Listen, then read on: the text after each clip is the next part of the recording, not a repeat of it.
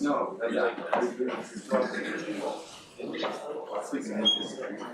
yeah, they know. Yeah, they're offering basic current. There's still one more semester.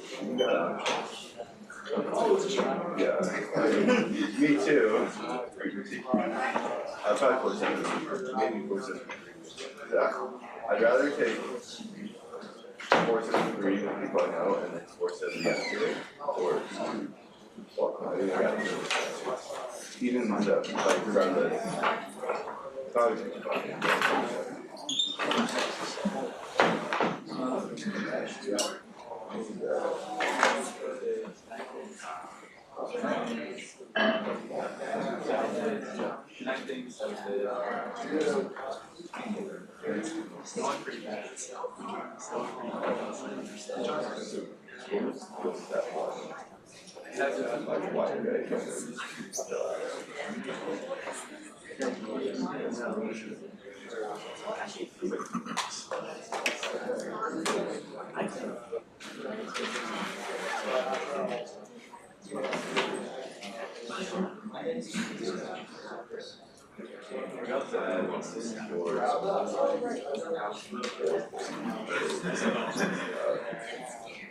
Where do you want to so far?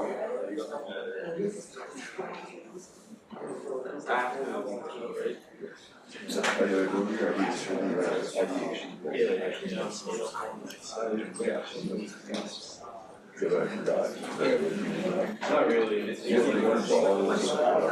I saw somebody else do that actually. The not guilty I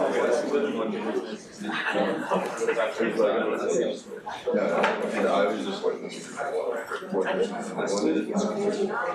No, but like I seen it. I got it. Alright, what else?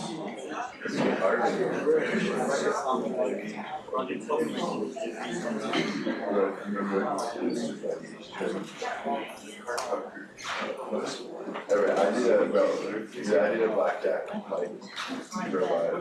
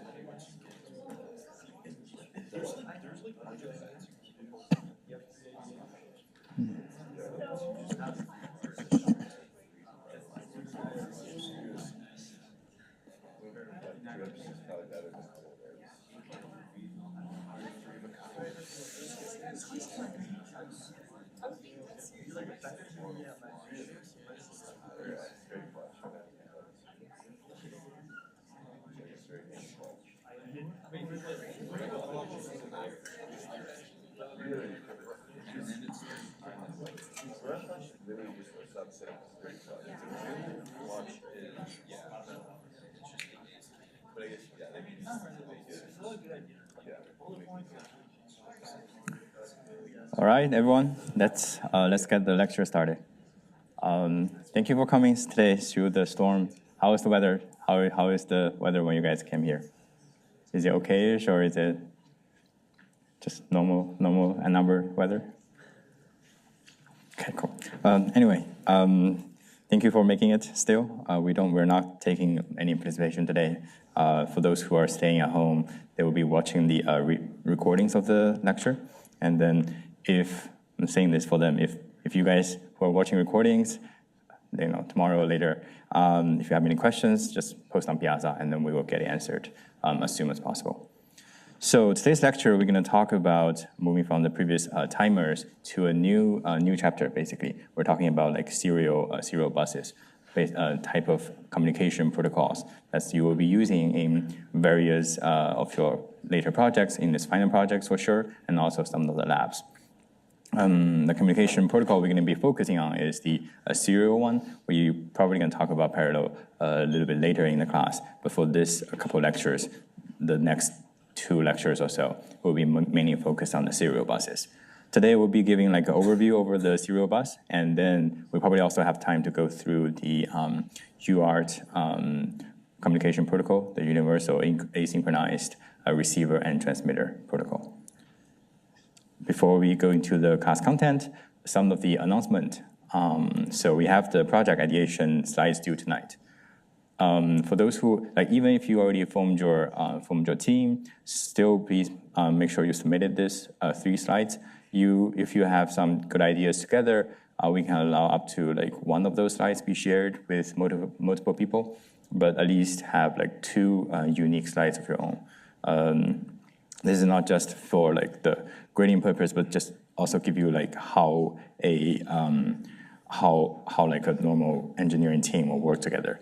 How you come up with individual ideas and then get into groups and then discuss and determine which ones is the most suitable ones, instead of starting everything and discuss all together.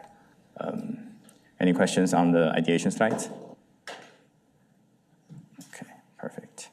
And we will have the team formation event tomorrow, Friday. The location is G.G. Brown Building, 1571, and from 4:30 to 6:30. And we will have snacks and beverages be served for the event. Any preference on the snacks? I'm thinking about pizza, but if you guys have other strong preferences, pizza sounds good. Any particular brand you guys like? I don't know how many brands we have here, but any particular popular brands? Okay, I'll just see which one is available.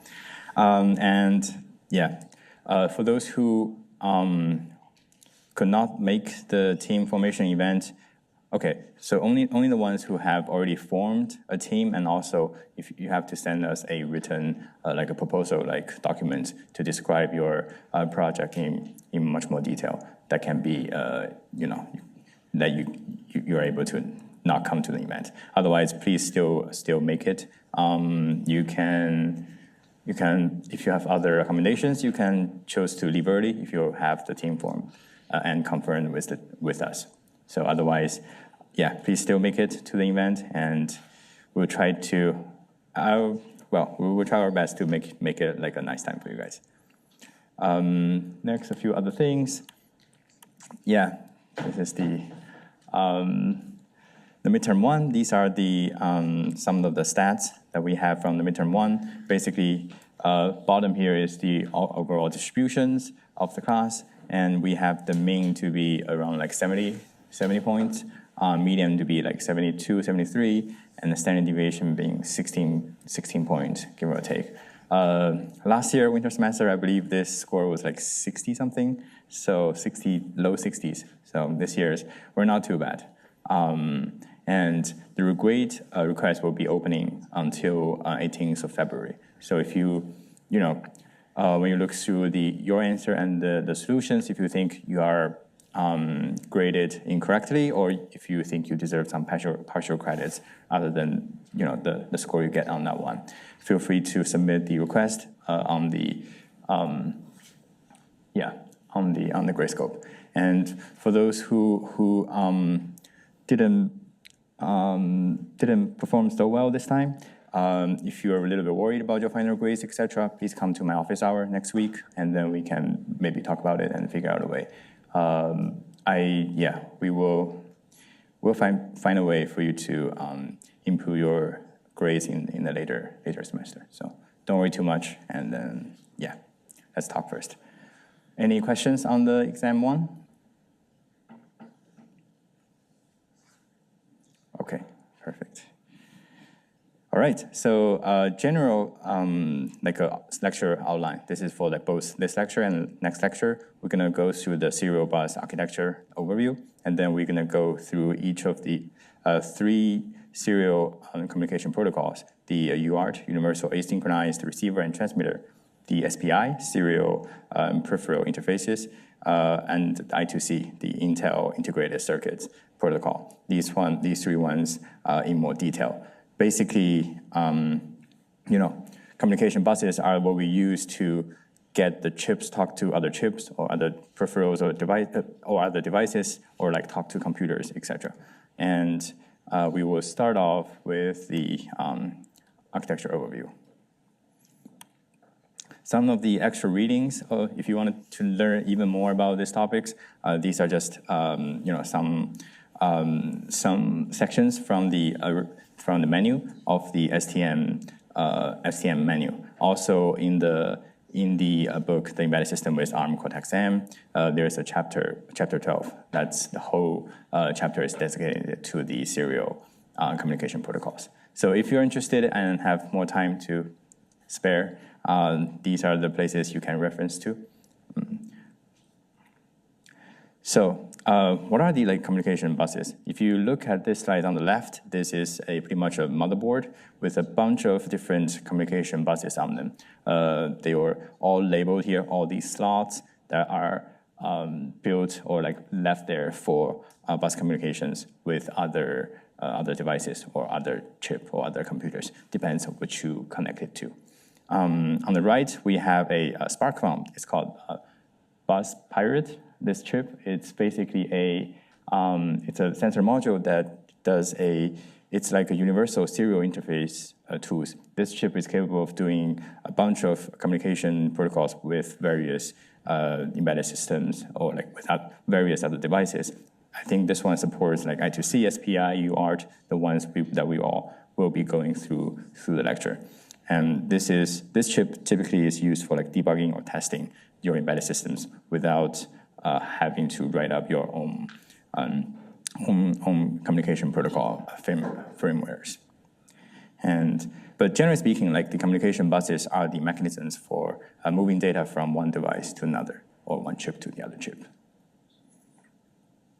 Some of the things or dimensions to consider when we talk about the communication buses. Wiring, these typically refers to how many, it is typically largely different from whether it's a serial communication or parallel communication. If you recall from the previous lectures, the serial communication, basically we have one data lines that transmit data at different, at a set rate, so that when that goes into the other end, they're able to just decode your data serial. And the parallel is basically each bit have its own or each own wire, and then that goes one at a time. So these largely impact the how many wirings that required for different types of communication protocol. Speed, of course, you can measure in bits, bytes, characters, whichever that suits the best. But this is something that's very important when we talk about and considering which type of communication buses that we need to use or need to build. Usually, parallel is a bit faster. It will be faster than serial, but it's not absolute because you can always think if you have some form of communication protocol that's serial, and you make it 8 of them or 16 of them, that make it parallel. So with other factors being set, then the parallel will be faster. But there is also a bunch of other things that determines the speed. So you can't always assume the parallel will always be faster than serial.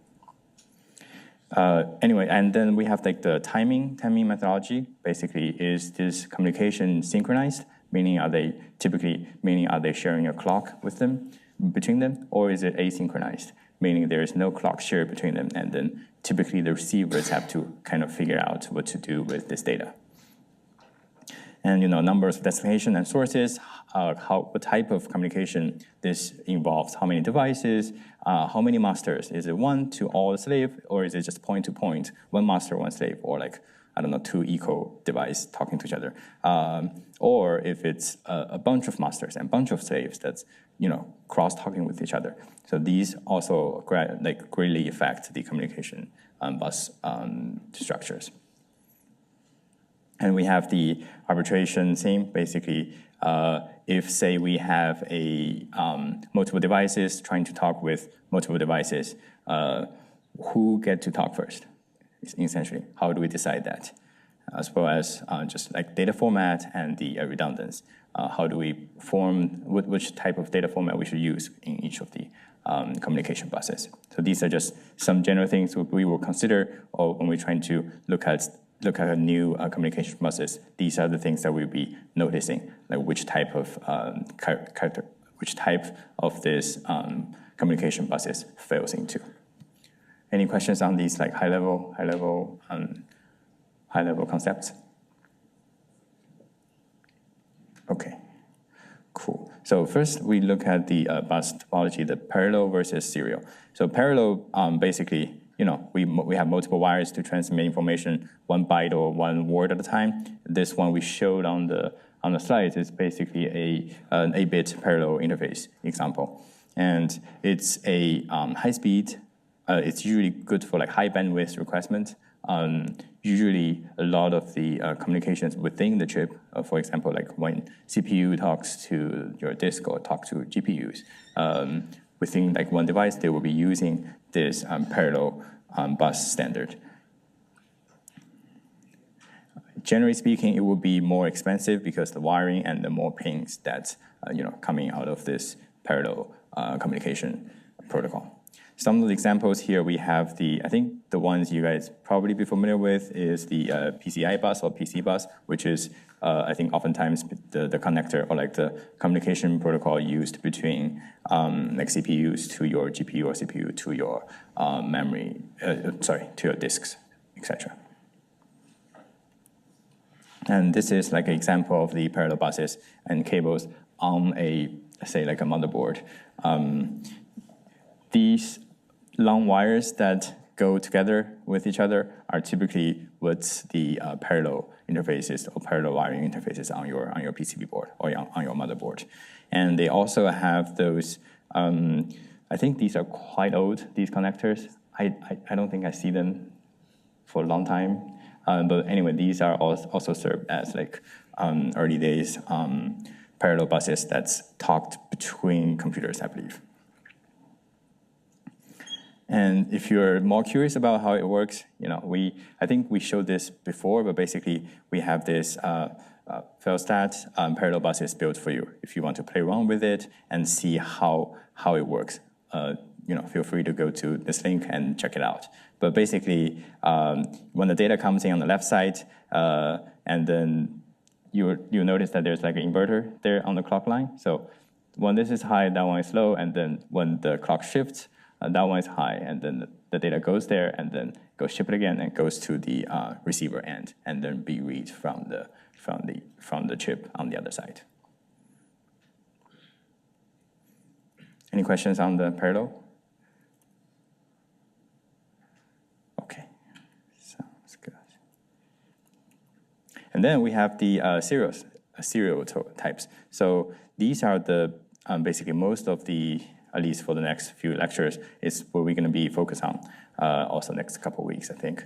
I believe for most of the sensor modules that you're going to interrupt in your final projects are likely going to be some form of serial communication, more likely compared to parallels, unless you use super high frequency communications between or for like data transmit.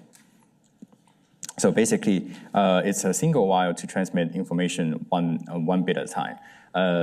You will hear people often say, basically, serial, you only require like one wire. That is correct, but that one wire only refers to the number of data wires. There's also other wires that needed when you try to communicate with, or like trying to connect different systems. For example, you have to have a common ground between them. Otherwise, the other side wouldn't know what is a high, what is a low, for example. So single wire is only referring to the data line. And also, it requires some form of like synchronizations between sender and receivers, so that on the receiving side, it will know what type of data this refers to. This synchronization can either be done with, a shared clock, that's like more obvious. It can also be done with some other communication agreement or like handshakes or other method that we will be talking little bit. I will be talking in the UART communication protocol later on in the lecture. Yeah, exactly. Sometimes extra wires for clock if it's synchronized, and then the handshaking is also sometimes needed if it's asynchronized. It's usually good for like inexpensive connections, and because the number of wires it requires is less, and also it saves speed, save the space, etc. Also I think they typically works better for long distance connections. For example, if you have a bunch of parallel wires, you have to make sure they all arrive at the other receiver side all at once. So you have to make sure all the cables or whatever method you're using, they're properly lengthed so that they arrive at the same time. If the clock cycle is super fast, then even the length difference in the wires can affect whether the other side receive these signals correctly. But if it's for serial communication, then it's much simpler because all data goes to the data goes to the same wire, and then it's like whenever the receiving side receives it, and it will do something about it. Some of the examples here we have like Ethernet, I2Cs, or like USBs. They are all using the serial communication. Any questions on the serial buses in general? All right. And yeah, just to show you like a USB cable as the example for the serial buses, they have a bunch of wires inside. We have the the power wire 5 volt and a bunch of and the ground. In this one, it actually have like 2 data wires. It's like sending like a differential signal rather than a single signal. The difference between, do you guys learn differential signals and absolute signals in previous courses?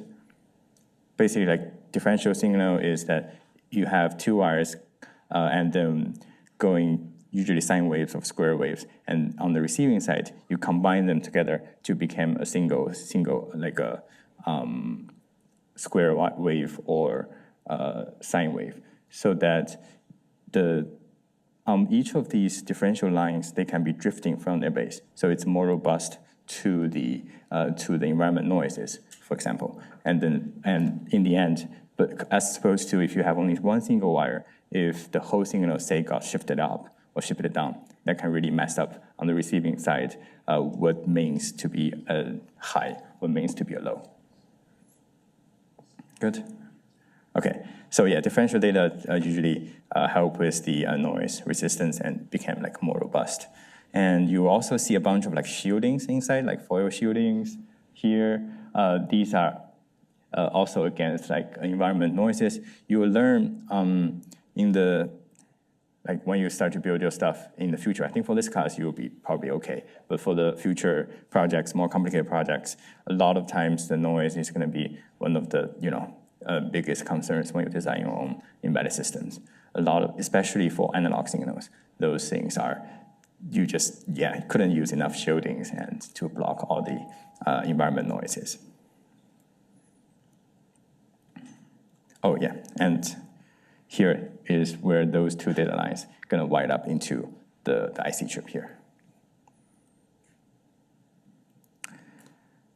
All right, so there's like different things to consider when trying to use parallel or using the serials. When you choose like the serials, you have to kind of take care of like encoding from the standard side, and also make sure the receiver is able to decode the serial signals correctly. And then the data transfer rates, as we explained before, if everything else stay the same, then the parallel will be usually faster, like a higher speed than the serial one, just by laws of physics. And the cost of the pins and wires, modularities, these are also things you should consider. Which type of whether you should choose serial versus parallel. The parallel take much more space, and then it's more cost to be built. And on the other side, but it's also faster. And then it's more like it's more resistant. If it's shorter distance, it's unlikely those error is going to occur during the transmission. But for the serial ones, if the at the like relatively shorter range, it might have some. It's more likely to have some like bit losses, etc. We will show you some techniques later on to kind of determine how do we reduce these chances. But but also like if you do long distances, then the serial interface are usually more preferred. Yeah, a little bit more on like the data transfer rates. So serials, we have typically, say like the I2C, we have 10K to like 400K bits per second, and then the IRDA, the IR data transmitting data association protocol have like 9.6K to 4 megabit,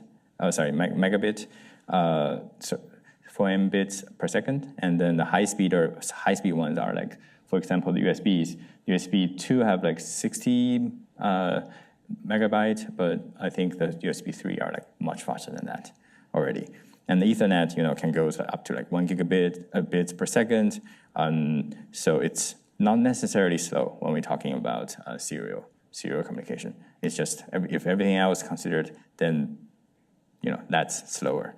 And on the parallel side, we have like for example the PCI bus 250 bytes, and also some high-speed memory like the DDR3. I think is it DDR5 now, or I know for sure it's after 4.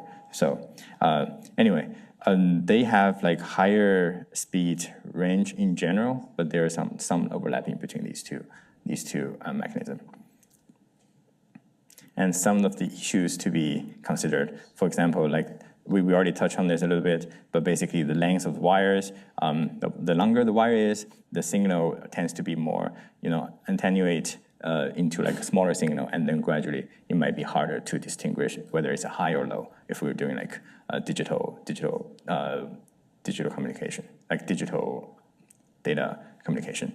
And then noise, we cannot emphasize enough about the noise. You will notice that like those long cables are actually quite expensive. I'm not sure if you guys use the newest Thunderbolt. Is it Thunderbolt 4? The cables. Those cables, if you have everything, equipped inside, it can get quite expensive. And usually they only sell for like 6 feet or something. If you get like 10 meters, I'm not sure if they even make 10-meter Thunderbolt 4 ports. This is going to be very expensive.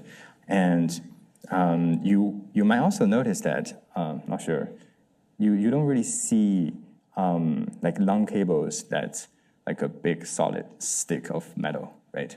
And the reason for that, obviously, if we have multiple threads inside, like we call them multi-thread wires, it's like more bendy, right? But even apart from that, it's something to do with, I think in the most signal part, it's less about like capacitance, it's more like reactance. So basically, metal or materials that we used for data, like transmitting signals or transmitting electricity in general, currents. They have this effect called like a skin effect. Basically, it tends to flow the signal or like flow the electricity or current on the surface of that metal. So the inside there is actually nothing much happening. And if you're doing like a high-speed AC signals, and then the electric magnetic fields generated by that AC signal actually make the inside of that metal to do we call them reactance. Basically, you can think of them as resistance in like a DC circuit. It basically slow you down and then draws more power. So in order to save that, we just make the wires much thinner, and then we use a lot of these wires to make a longer cable communication. But yeah, length of the wire actually matters. So, you will see if you have like a 20-meter HDMI, it's much likely to break, which I assume is sometimes what happened with these wires, that the screen just flicks into black.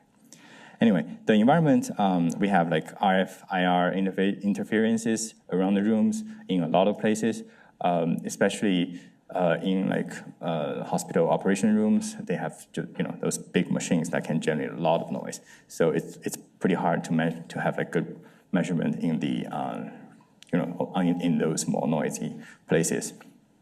And every time, like when we do like a current switch, there's some spikes on the supply voltage that can also introduce some noise if you are doing like super high speed, or like super high frequency data transmission. Yeah, numbers and type of wires, this is for like different like cost of and the space, also different types of connectors you're gonna use, and whether they're gonna be like any cross-talking between different channels. And of course, like the flow control, basically, you should make sure the receiving side is able to handle whatever data transmit speed they were trying to send here, whether it's in parallel or in serial. And next, we're going to talk a little bit more about like the timing methodology. There are basically, generally speaking, there are like two different types. First is the synchronized one. The other is asynchronized one. Synchronized one, you'll probably be quite familiar with it. Basically, we have a shared clock, and then every time the data was clocked, for example, this one is clocked on like a positive rising edge. So in this case, we have this is the data coming, and then based on the clock we have the 11001010, which corresponds to like a ASCII character of S. And asynchronized, it's slightly, I guess, more complicated. It's basically no clock or whatsoever, and it's basically the receiver's job to figure out what the data is. Asynchronized communication generally does not have a shared clock, and it usually relies on the start and stop bits of each of the data that go through this bus, or like some other handshaking signals or flags to indicate when the data is sent or received. So, any questions on these two? Yeah. For the synchronous clock, what would happen? What would it read if the clock edge read it on the data dropping or rising part? The clock will be right on the rising edge was on the data falling part. What would it read? Oh, I see. Then I think so. Typically, that wouldn't happen because usually the data rate is like way slower than the clock. So even if we clocked on like this clock we clock on the that moment, we actually oversampling them. So even with that one edge, we able to have like some form of determine if it's actually a high or low, and then they synchronized so that it's almost always cuts at the middle of the data. The reason we'll be able to see, like almost all the rising edge happen at the middle of this data. This is due to the synchronization between the two systems. And the reason we're able to do that is because the internal clock we had is much faster than that. At the beginning, it kind of oversamples it and then find out where is the middle point of that bit and just keep doing that. But answer your question, they might have something like that, rarely, but that might happen if we have, say, the data, let me think what could cause that. Say you have like a super lagging signal pull up on the data set. That is possible on some, if we have like super high reactance, I guess. So when that happens, it's basically it's kind of undefined. It can go either way. So that's that's what happens when we sometimes lost a bit or the data got corrupted, etc. You probably learned that the way to wipe a disk is not just deleting it, but also like keep just rewriting it. And then there's also other ways to do that if you want to destroy like a file. You just keep sending it to another via some communication protocol. Keep sending it for like thousands or millions of times. Chances are, in the end, the file will be broken. This is also due to sometimes these things can happen. They're quite rare, but they can happen. Any other questions? Okay.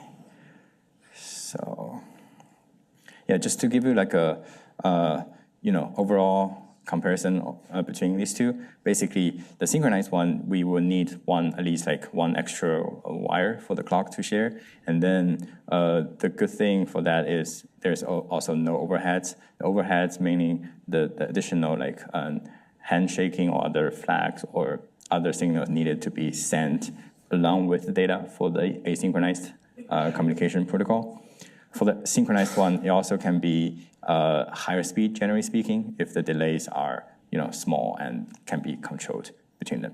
Asynchronized would sometimes take longer to do because it needs a longer in-between waiting time for each of the bytes sending in. So they have like a clear starting bit, etc. Synchronized ones are usually used for like tightly coupled systems, like between CPUs and their memories, disks, and they usually be used in parallel. But there's also serial ones that are synchronized. For example, the I2C and SPI, they're both synchronized communication protocol, although they are in serial.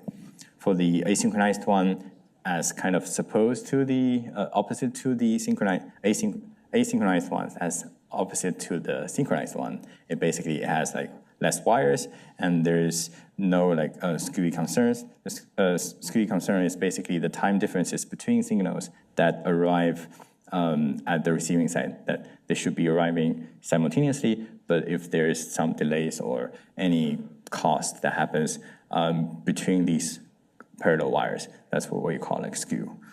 They could be caused by clock or could be caused by data. But in the serial ones, we don't really have that concern because they just come through one wire and then they just go through. And they usually used for like more loosely coupled systems like CPUs and peripherals, as you will learn from different communication protocols we will be talking about. And it's usually more common in like serial types of communications, asynchronized ones. Some of the issues, it's kind of reflecting from the previous slides, but just to make sure we have them listed here as well. When you're trying to decide which type of timing methodologies to use, basically the clock periods and wire delays, the synchronization and skew that you need to consider, and then how you would encode the timing and the data information, especially for the asynchronized communications. And handshaking signals or like flags between the receiver and senders. This is also generally for asynchronized communications. Also like flow control and power consumptions, etc. Oh, by the way, usually like serial, everything else together, if it's the same, usually serial will be less cost, less power consumption. And we also have different like if we consider like number of devices that's communicating with each other, we have the most I guess simple ones here, just point-to-point contact, and then it's super cheap connections. Usually any not much of complicated setups or aerial probing mechanisms that needed for this type of communication. We also have single source to multiple destinations. You can think of this like one master is trying to control multiple slave and peripherals, etc. And then we have more complicated ones, so basically multiple sources and multiple destinations. And this will sometimes be, this is more complicated because on the sender side or the master side, when it's trying to send out signals to various different destinations, like who gets to talk first, right? So we need to some sort of arbitrations between these senders. And then we have to make sure that tri-stating capability is enabled for this. It's basically a technique that's used in the tri-stating. It's a technique used in bus communication where a device can be disconnected itself from the entire bus. So it's kind of entering like a high impedance or high Z mode. I think if you remember from the midterm one, the 8-bit register output, it have controlled by the control bit. Like whenever the control bit is low, then it's got effectively disconnected from the circuit. That's basically referring to this tri-stating. Also, we need some like collision detections if we have multiple data on the bus that's having caused some issue, and the priority, like who gets to send first, who responds first, etc. And to just put it visually, here it's point to point, quite simple, and then the bus structures is what we mainly going to be talking about. So it's kind of like everyone connects to everyone through a shared bus architecture, bus structure. There are also other different types of communication like network topologies here. We have the star. I think these are a bit like a bus, but instead of everyone sharing like a bus structure in between, it's kind of another like a CPU or like a microcontroller in between specifically handles who gets to do what first, etc. And there are some other less common ones like trees or rings, etc. And let's talk a little bit about the arbitration schemes, like how do we decide who talks and when they talk? There are different methods that we do that. First is like a more, I guess, banana way to do this. It's called like a daisy chain. Basically, every time we just go through all the devices and then to see if you want to act or do you want to pass. And if you want to act, and then we just operate your request, and then it goes to the next one. And then if you want to act again, it's the next round when we come back. So there are also basically the control the characteristics of this type of arbitration mechanism is that it has like a fixed priority order between them, and we will need more wires as the amount of basically at least one wire per device, which also can cause like some of the fairness issues. Maybe some of these devices needs to be treated with higher priority, but it still have to wait until the next round, just like any other peripherals. We also have like the centralized ones. So basically, all the devices that will send their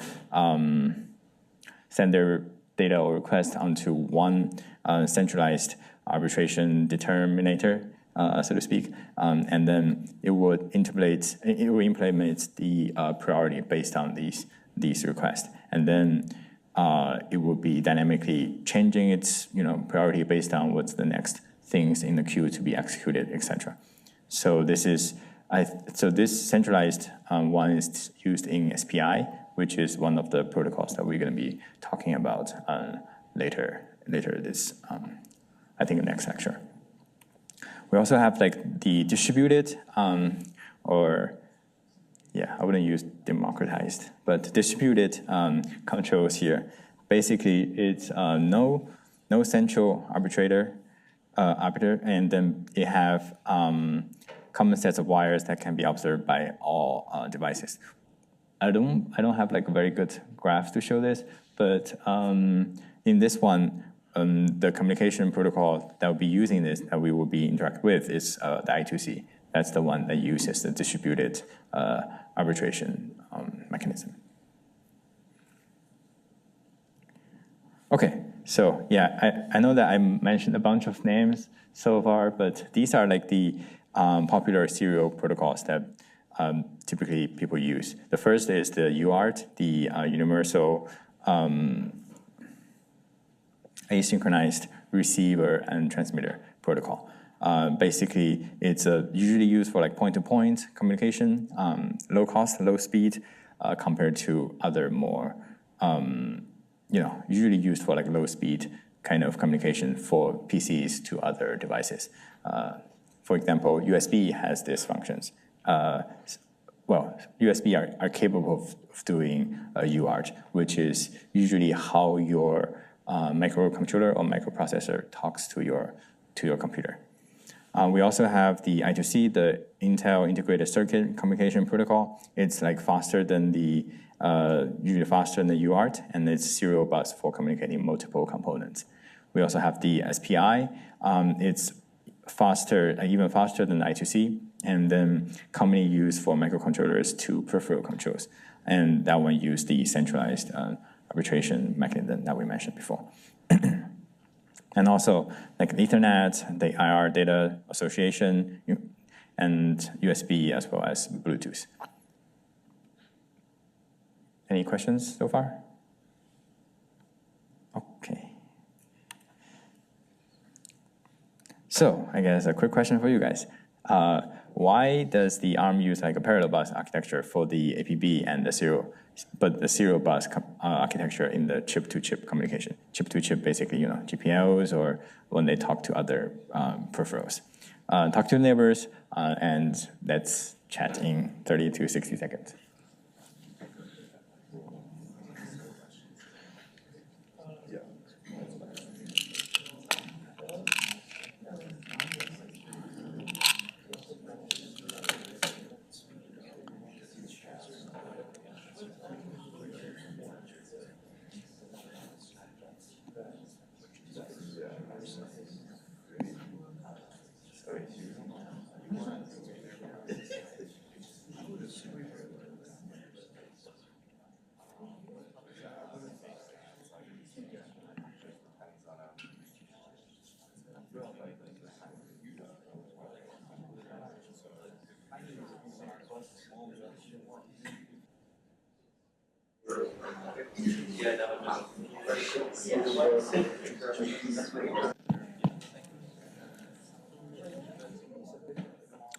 All right. Any guesses? Anyone? Any volunteers?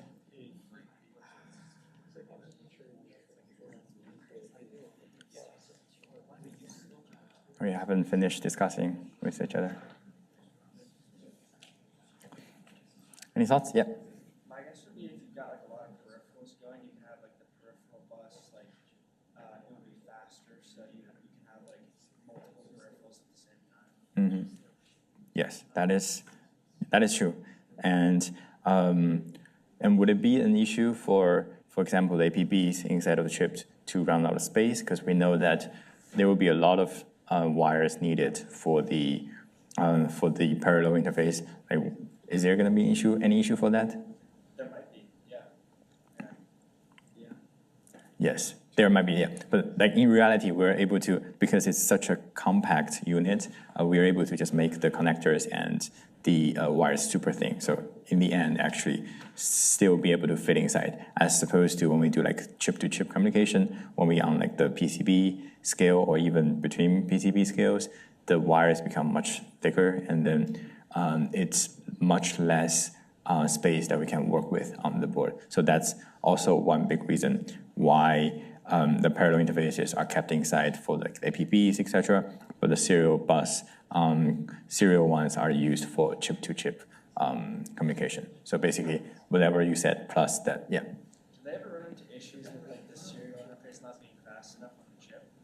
Like have they thought about doing parallel wires in the chip before? Or is there just not enough space at all for a parallel interface? Does that happen? Yes, it does sometimes happen. So I can give you what would be like a good example? So for example, if we were trying to sample a like a sine wave or like an audio signal, we want it to be lossless, so to speak. So we want to sample it at super high frequency, and say 40 megahertz or something. And then we use like we use a standalone ADC chip, analog to digital converters, to sample that signal on that chip. And then because the sampling happens so fast, and then they need to get to the microcontrollers or like get to the PC so quickly, the serial will be an issue here. So what they do is it's called like a serial in, parallel out. It's inside of the ADC chip. It has, say, 14 bits that's designated to output the converted signal into a digital form, but bit by bit. So all these 14 wires got connected to 1 GPIOs per 1 GPIO. So you're essentially taking out 14 GPIO pins on the microcontroller or microprocessor in order to handle this super fast data in a parallel style. But that does happen if you want to have these high performance sampling for whatever reason. This can be implemented. Yeah. Any other questions? Okay, perfect. So that's the overview. And then next we're going to go a little bit in detail in one of the communication protocols, the UART. That's the Universal Asynchronized receiver and transmitter. Again, we have some menu readings and chapter readings in case, my lecture is not enough for you. These are the actual sources to check out. The UART, it's basically a type of asynchronized, by the name, asynchronized communication protocol, contains the receiver and transmitter. Usually it's a piece of computer hardware that transmit data between parallel and serial forms. This could have, it can have parallel or serial, the different types, but the key thing here, this one is asynchronized. And usually it's commonly used like conjunctions with communication standards. These are different standards, but in our embedded systems, it's usually used as a serial. I will show you a little bit why. But basically, it has a bit of its own history. It has like a lot of flexibilities on like the speed as well as the signal levels, etc. They used to be used on basically talking between communication, communication between PCs or between computers. These are like the old. I don't even remember this. So if you see closely, if you're able to see something, so basically these type of ports are like the serial ports that used to connect devices that to your computer. Sometimes I think at some point they use like mouse, also keyboard uses that. But even before that, there are a bunch of they use that for just connecting computers or connecting PCs as well. But it's still used nowadays, but just usually from that level to a bunch of different applications. Particularly, I think in embedded systems, that's very commonly used. And this is one of the old protocols they have here. Just have a bunch of pings that's used for this communication protocol. Quite complicated. Nowadays, we're able to make it much more compact. For example, the USB port that you guys are familiar with that have this integrated inside, but doesn't have to be having all sorts of these pings sticking out.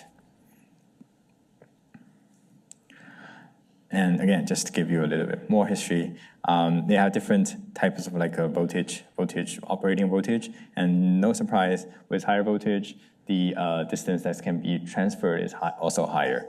And you can also configure the different speed based on that, and the number of devices supported per port is also configurable, and it's constantly being developing. So usually today, in our case, it's used for embedded systems for a lot of times.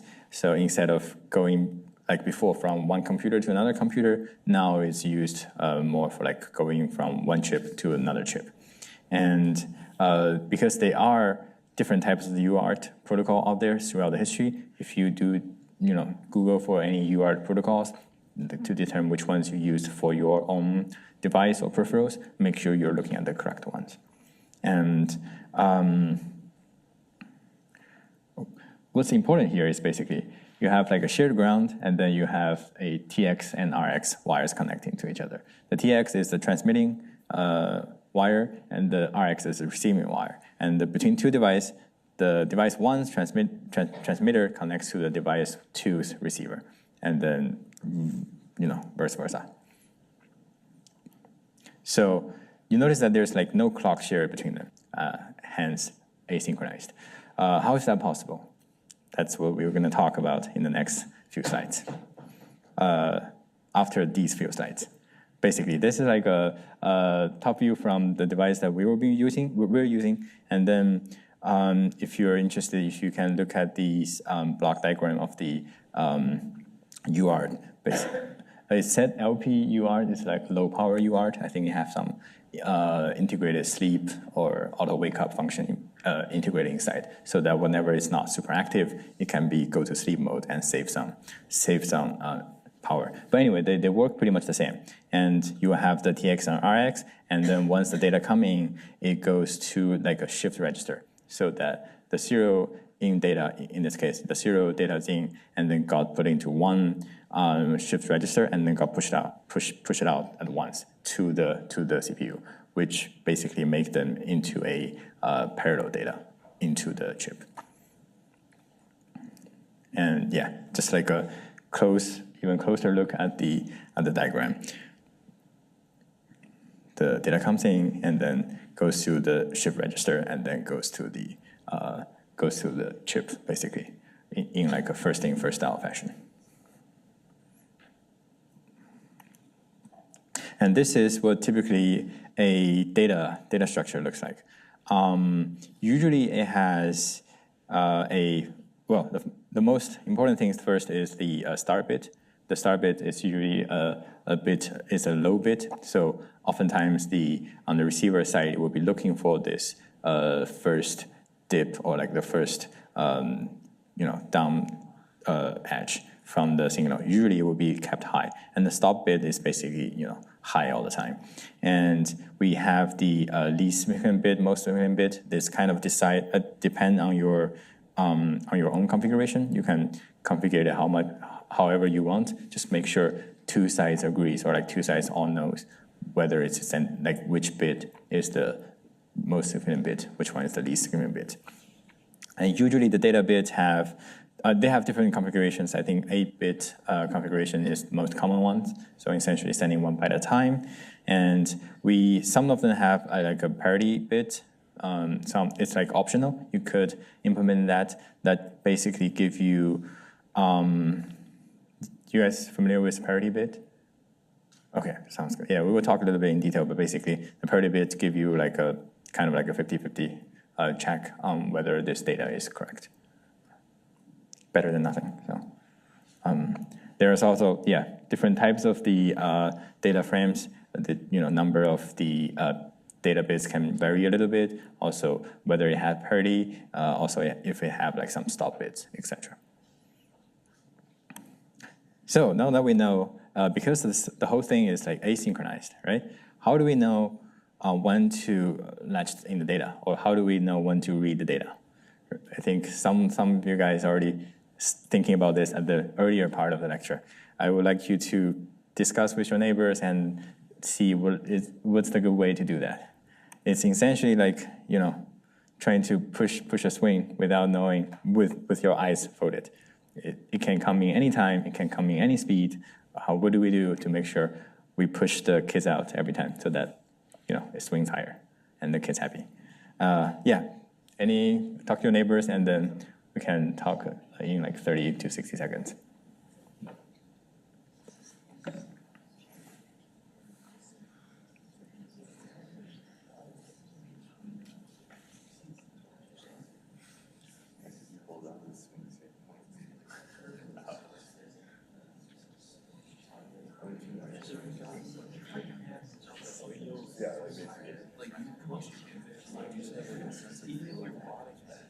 Yeah, like wings and also just like it's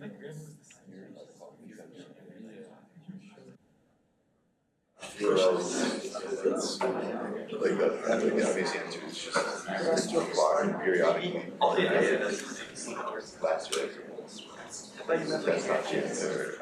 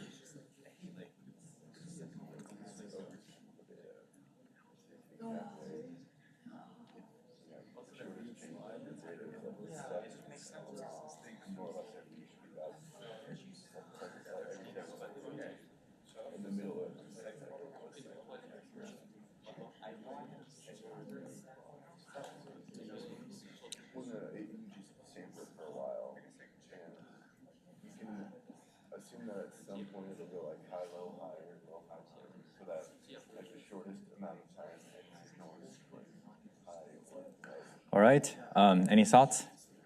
Any thoughts you want to share?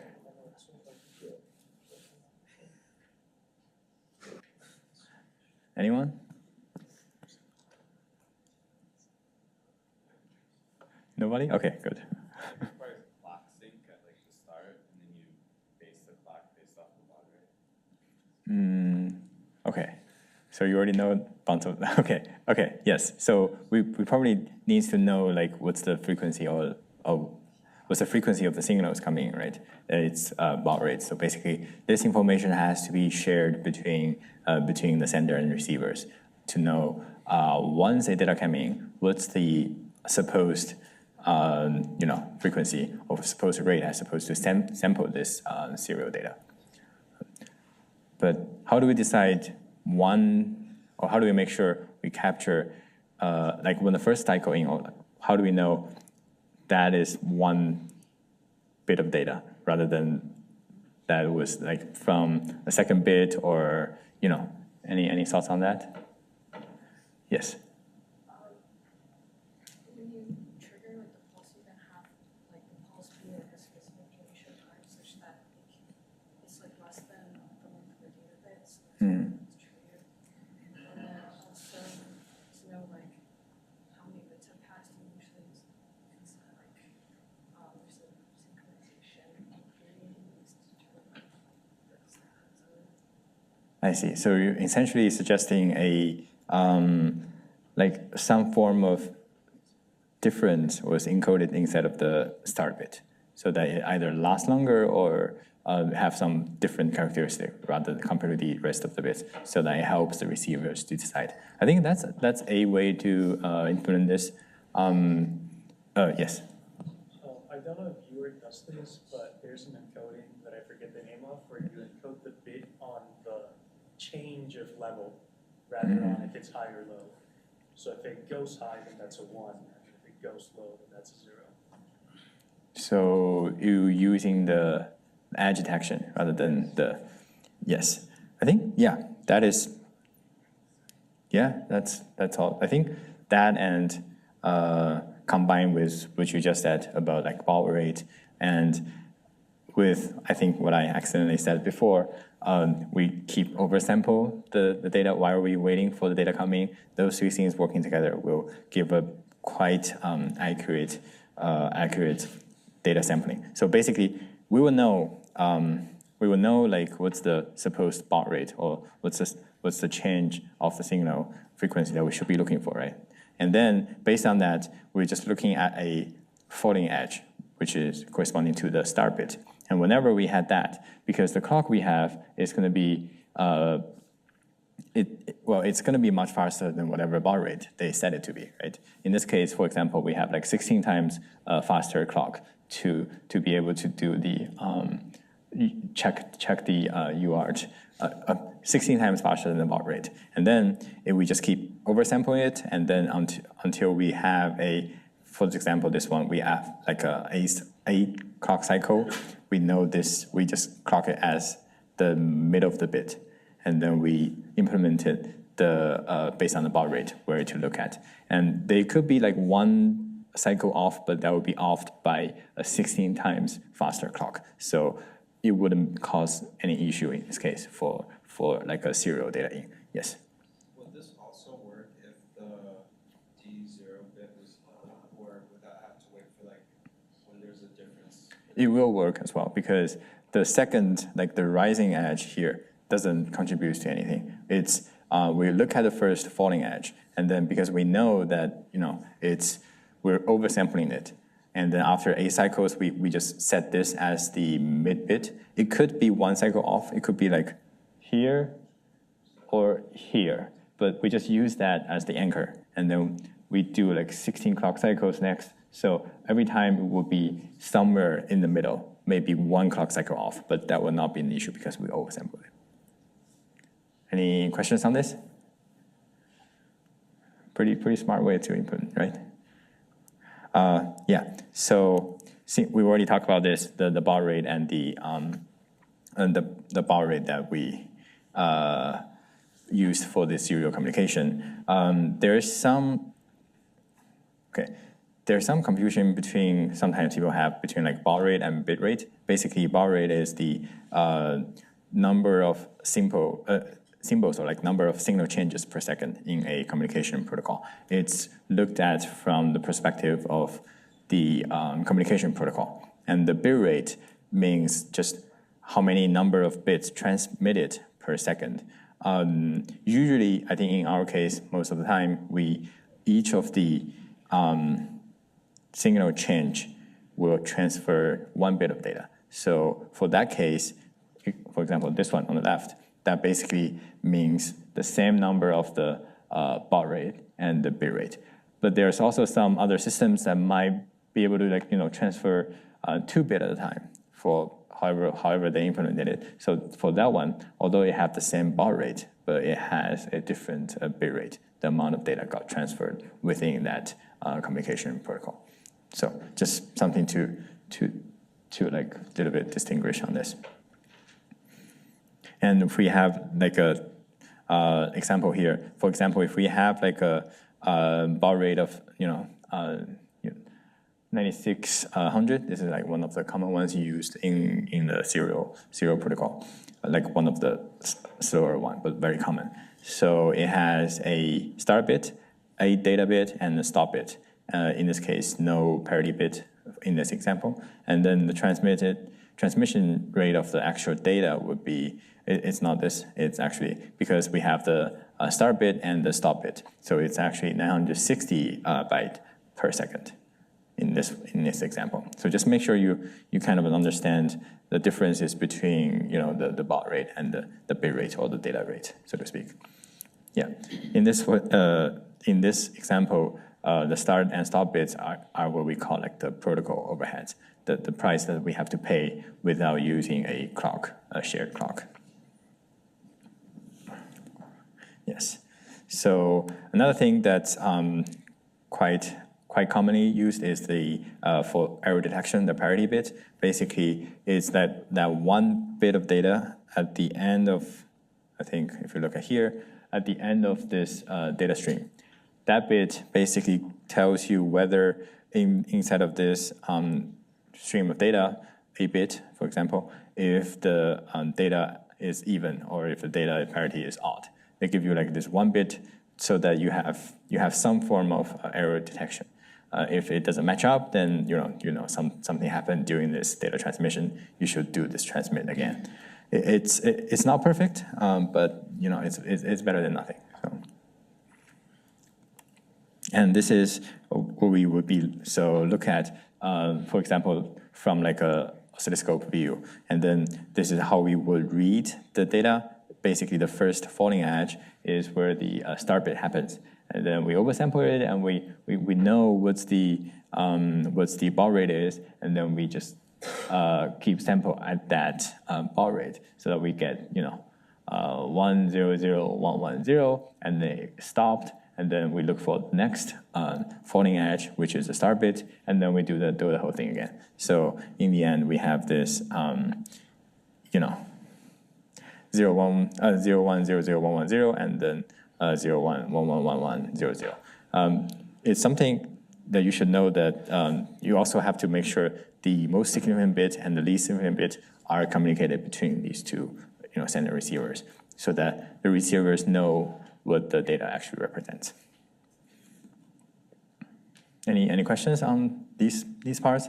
Baud rates, parity bit, and how the data structure looks like. Any questions? So we Yes. should know the baud rate of the receiver data beforehand, right?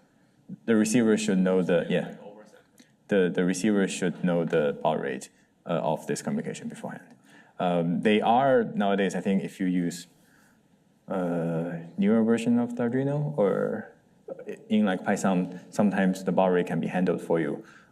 Even if you enter the wrong baud rate, the system will figure it out itself. That's also due to because it's just always going to be oversampling because 9600 or even 115200, another company used higher baud rate. It's very slow in terms of whatever your computer is working on. So for those types, the program underneath kind of figure it out for you to make sure whatever you do is it's a data that makes sense.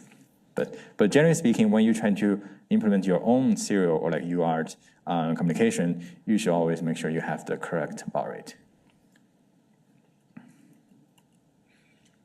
Yes. So basically, if we want to link with a little bit of the previous lectures, what happens when the UART protocol receives the data? Basically, the data come in, it put into the shift register, and then it's ready to be shifted. It causes like a interrupt if that data was set at like a higher priority, and then it just send.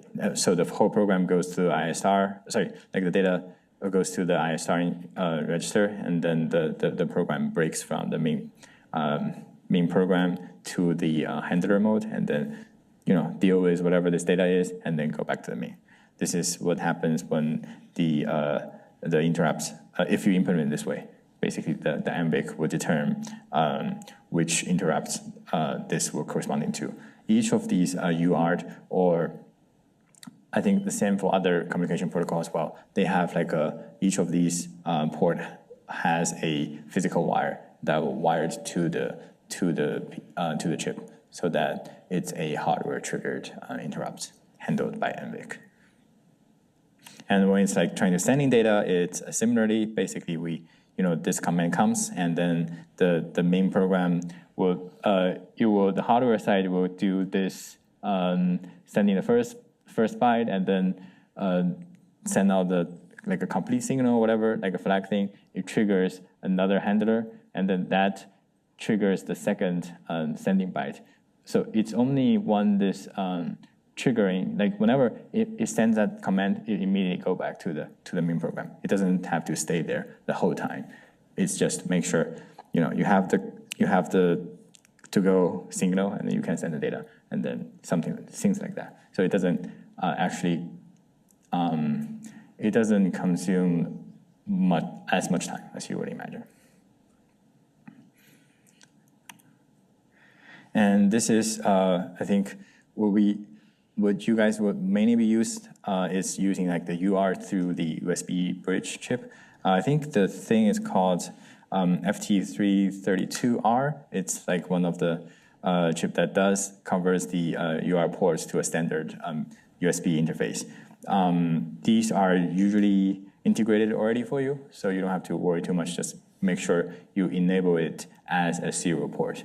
I think you guys are probably very familiar with, I'm not sure, like when you guys write other higher level language, do you guys ever interact with serial ports in your program? Like in Python, you set up a serial port, and then you put in a bunch of numbers like baud rate, the port name, etc. So these are where how would you use like a UART port on your PC or on your Mac through a standard USB interface.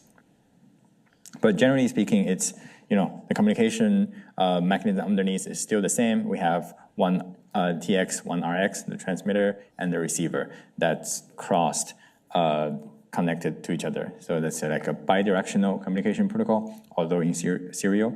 And then the ground is commonly shared between them, so that they actually know what is high and what is low. Yeah, it's a quite simple and easy way. I think go-to ways for your embedded devices, your microcontrollers to talk to a computer. And this is just give you like how the chip looks like inside the FTDI chip. Then how does it actually do to convert the UART to a USB interface? We're not going to test you on this, but if you are very interested in circuits and electronics, yeah, check it out. And the serial, like the UART, is actually also commonly used in Bluetooth communication as well. Basically, we have, instead of wires connecting each other, basically they chose the set frequency of the signals, and they use that as communication between the Bluetooth module and whatever chip you're interacting with, and then use the Bluetooth to send out the data. So that's also very typical when you do if you want to have like a BLE module on your board. There are different ways, but I think the most common sensor modules out there for you guys to use the UART communication between your board to this Wi-Fi protocol, and then the Wi-Fi protocol sending out the data and receive, and then goes through the UART to your PC core or chip one more time. And to our board specifically, we have actually quite a bunch of UART ports selections on our board. We have 3 multi-purpose UART, or like USART. It's a little bit fancier than the normal UART. The additional S stands for synchronized, so it's actually universal synchronized / asynchronized receiver and transmitter. You have additional shared clock in those ports so that it's multi-purpose. You can do synchronized or asynchronized one with those ports.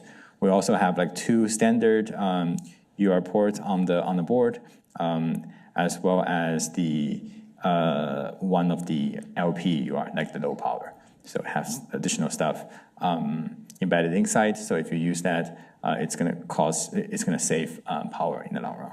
Have like a auto sleep and a wake up function embedded inside. If you're dealing with some devices or peripherals that doesn't require, every interaction every couple of seconds or something like that. So the UART is implemented as first in, first out. The size of the data transmitted every time is always 8 bits in our board. And as we said before, each of the UART module have a dedicated RQ lines, the hardwire line that goes to your PC, to your chip, so that anything that needs to be made aware to your main program, to the chip, will be able to do the interrupt through the hardware, the hard wire, so that you don't miss anything important. And just like generally speaking, some pros and cons for the UART communication protocol. The pros is that it uses like much, the hardware setup is not as complicated. It usually just uses 2 wires for the data lines. And then there's like no clock signals necessary to be shared between devices. And it has a parity bit. It has something, to allow you to do some error checking. The cons here is the size of data each time being transmitted is limited to, I think, maximum of like 9 bits, even if you don't have the parity bit and use that as the data bit. And then it doesn't really support multiple peripherals or multiple controllers if you're just directly using them altogether. It usually has to have something in between, like your PC or like a microcontroller or microprocessor in between in order to talk to multiple peripherals or devices together. And the hardware and the some like preset pre-configurations are required for these communications. For example, the 2 devices must agree on the baud rate, data, and then how the data was structured. Which bit is the most significant bit, and etc. Things like that. And also another thing is on the receiver side, like internal clock, whatever it was running on, has to be accurate and stable, so that once it does the oversampling and once it interprets the data coming in, it has a reliable data that's being sampled on the different the edges of the serial data. So, any questions on the UART in general? Yeah. I guess I'm still confused about the parity bit, because Yeah. it allows you to check if there is an error, but if a bit got flipped or something. But does it give you any more information about that? Not really. It's not a very high success rate, but it just gives you some information, like 50-50. So if you have like 2 bits round, then that wouldn't give you anything. If you have 1 bit round, then lucky you. I mean, not lucky. It would be great if nothing happens, right? But yeah, it just gives you some information of this. There are more complicated error checking mechanisms implemented, but this is just on low level, like a quick check. Any other questions? All right, okay, so this will be the end of today's lecture. Thank you guys for coming, and stay warm and stay dry.